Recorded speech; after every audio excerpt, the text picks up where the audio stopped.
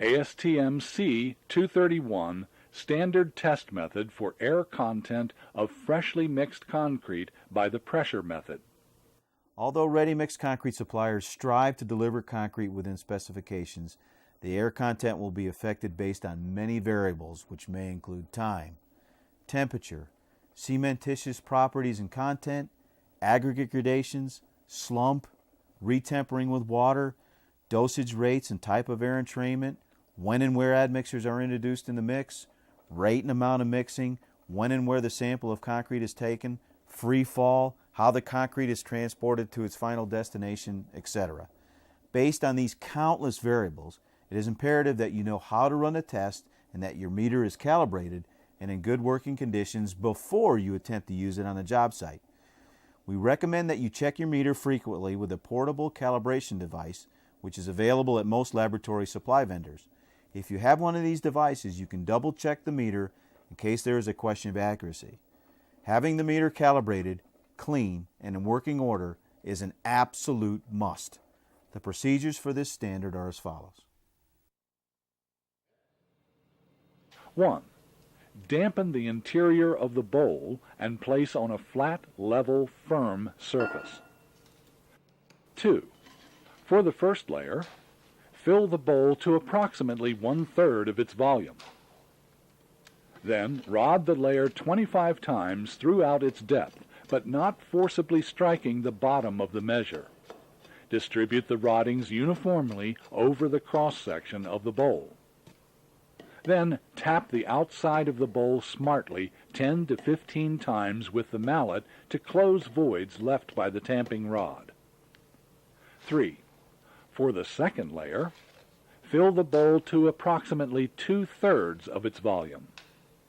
Rod the layer 25 times, penetrate the first layer about 1 inch or 25 millimeters, evenly distribute the roddings over the cross-section of the bowl. Then tap the outside of the bowl smartly 10 to 15 times with the mallet to close voids left by the tamping rod. 4. For the third layer, add concrete in a manner to avoid excessive overfilling. Rod the layer 25 times, penetrate the second layer about 1 inch or 25 millimeters, evenly distribute the roddings over the cross-section of the bowl. Then tap the outside of the bowl smartly 10 to 15 times with the mallet to close voids left by rodding. 5. Strike off the top layer of concrete. If using a strike-off plate, cover 2/3 of the top surface of the concrete with the plate. Withdraw the plate using a sawing motion while keeping the plate level. Then place the plate over the original area covered in Step 5A. Advance the plate completely across the top surface of the concrete again using a sawing motion with a downward pressure and keeping the plate level. Holding the plate in an inclined position and using the edge of the plate, use several final strokes to produce a smooth, finished surface. 6. Thoroughly clean the flange or rim of the bowl and cover assembly.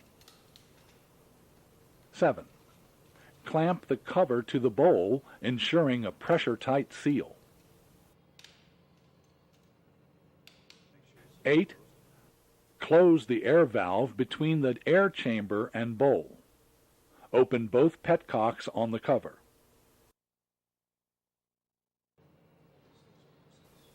9. Use a syringe to inject water through one petcock until water emerges from the opposite side petcock. Jar the meter gently until all air is expelled. 10. Close the air bleeder valve and pump air into the air chamber until the hand on the dial gauge is on the initial pressure line. Allow a few seconds for the compressed air to cool. 11. Stabilize the gauge hand at the initial pressure line by bleeding, pumping, and lightly tapping the gauge by hand. 12. Close both petcocks. 13. Open the valve between the air chamber and bowl. Tap the sides of the bowl smartly with the mallet. Lightly tap the pressure gauge by hand to stabilize the gauge hand. 14. Read the percentage of air on the dial of the pressure gauge. 15. Close the air valve and then release the pressure in the bowl by opening both petcocks before removing the cover. 16. Calculate the final air content by subtracting the aggregate correction factor from the reading off the dial gauge and record the results.